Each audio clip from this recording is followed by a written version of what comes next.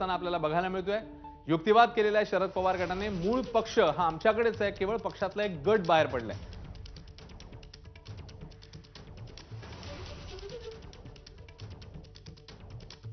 तर आमदारांवर कारवाईची मागणी करणारं पत्र बेकायदेशीर, त्याच्यानंतर जयंत पाटलांची नियुक्ती बेकायदेशीर, शरद पवार मर्जीने पक्ष चालवतात, याशिवाय आमदार खासदारांची संख्या आमच्याकडे कशी जास्त आहे हे सगळं सांगण्याचा अजित पवार गटाचा प्रयत्न। तर तिकडे शरद पवार गटाचं म्हणणं आहे की सर्वाधिकार हे शरद पवारांकडे आहेत, त्यामुळे अजित पवार कोणत्याही प्रकारे पक्षावर क्लेम करू शकत नाहीत, दावा सांगू शकत नाहीत।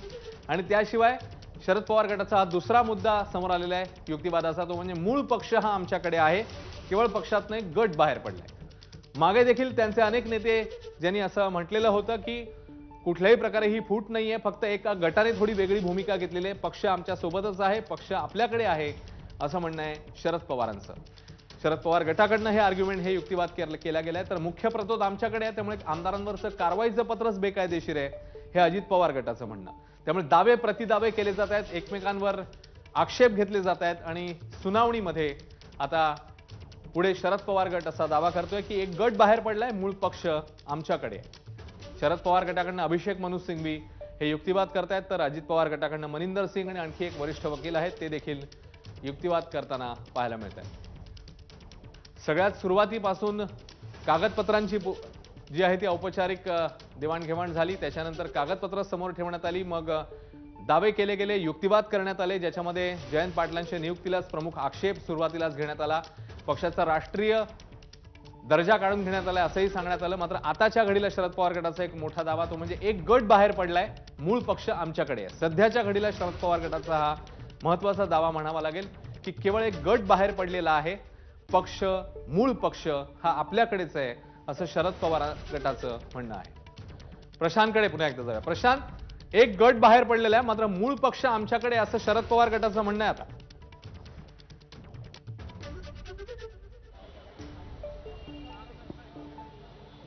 नक्कीच, कारण त्यांचं म्हणणं हे आहे की आमदारांच्या संख्येनं फरक पडत नाही, कारण पुन्हा तेच की आमदार हे शेवटी कोण निवडतात, तर पक्षाचे म्हणजे पदाधिकारी असतात, त्याच्यातनं कोणाला तरी एकाला तिकीट मिळतं आणि त्याच्यानंतर जनता त्याला आमदार म्हणून सभागृहामध्ये पाठवते। त्यामुळं केवळ आमदारांची संख्या आहे म्हणून त्यांचा पक्ष होऊ शकत नाही, हा युक्तिवाद जो आहे तो याच्या आधी दोनही ठिकाणी वापरला गेलेला होता। शिवसेनेच्या केसमध्ये पण तो झालेला होता आणि आपण बघितलेलं होतं की राजकीय नेत्यांनी सुद्धा ही विधानं केली होती की जर एकच आमदार असलेला पक्ष असेल तर तो जर उद्या त्या पक्षावरती दावा करू लागला तर मग कसं काय होईल।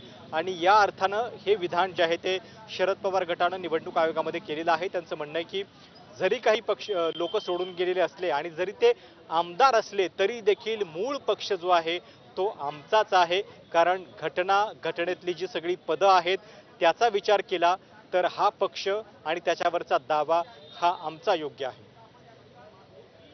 प्रशांत, म्हणजे मगाशी आपण जे म्हणत होतो की केवळ एकच गट आज आर्ग्युमेंट करेल, युक्तिवाद करेल, तर हा आता युक्तिवाद सुरू आहे का मध्ये मध्ये फक्त एक एक मुद्दा जोडण्यात येतोय यांच्या युक्तिवादाला शरद पवार गटाकडनं? काय म्हणायचं, यांचा युक्तिवाद हा म्हणायचा का एक एक फक्त मुद्दा सांगण्यात येतोय मध्ये मध्ये?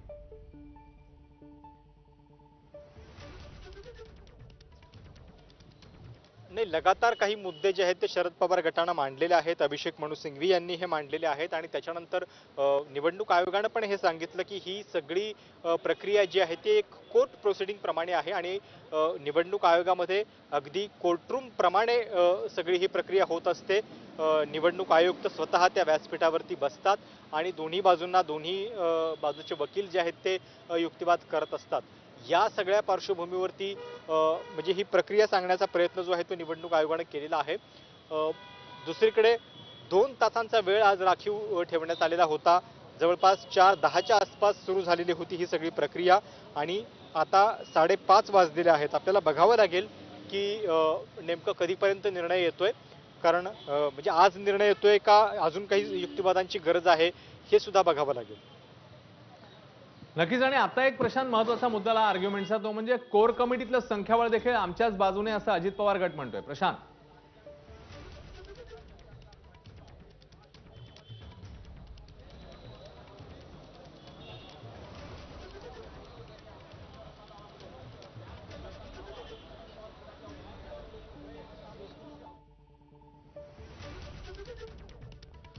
प्रशांतशी आपण बोलणारच आहोत आणखी नेमकं काय घडतंय तिकडे. मात्र कोर कमिटीतलं संख्याबळ आमच्या सोबत आहे असा आता दावा अजित पवार गटाने केलेला आहे.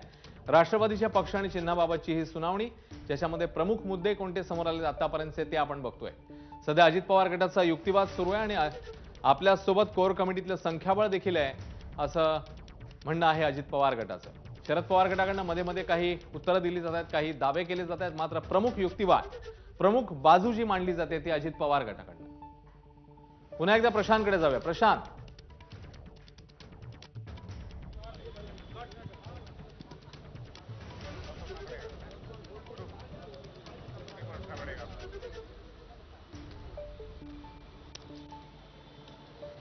अजित पवार गटाचा हा दावा आहे की कोर कमिटीतले जे सदस्य आहेत ते आमच्या बाजूने आहेत, पण अर्थात त्या सगळ्या बाबतीत पुन्हा एकदा आपल्याला ज्या राष्ट्रीय कार्यकारिणीच्या ज्या सगळ्या गोष्टी आहेत त्याच्यातल्या ज्या सगळ्या निवडी आहेत त्याचं पण आपल्याला संख्याबळ लक्षात घ्यावं लागेल.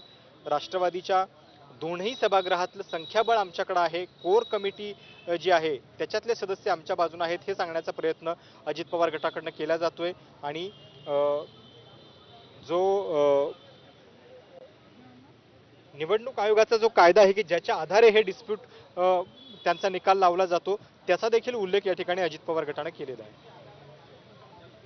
प्रशांत, कोर कमिटी म्हणजे पुन्हा एकदा पक्षावर पण दावा अधिक घट्ट करण्याचा हा प्रयत्न आहे. कारण आधी संख्याबळ विधिमंडळ पक्ष म्हणून दाखवण्यात आला आणि आता राजकीय पक्ष म्हणून कोर कमिटी असं म्हणायचं आहे अजित पवार गटाला.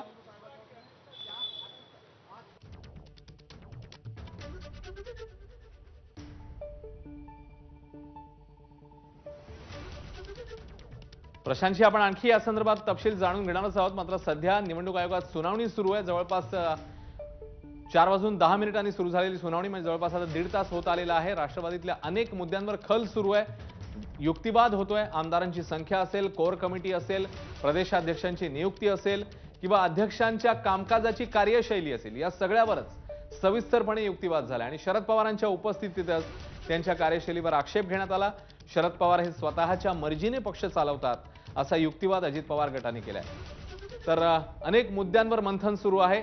9 आमदारांचं कारवाईचं पत्र जे शरद पवार गटाने दिलेलं होतं ते पत्रच मुळात बेकायदेशीर आहे असं अजित पवारांचं म्हणणं आहे आणि त्याला दावा करण्यात कुठला आलाय, त्याला आधार कुठला देण्यात आलाय, तर मुख्य प्रतोद हे आमच्या बाजूने आहेत आणि त्याच्यामुळे जे पत्र देण्यात आलंय तेच बेकायदेशीर आहे असं म्हणणं आहे अजित पवार गटाचं.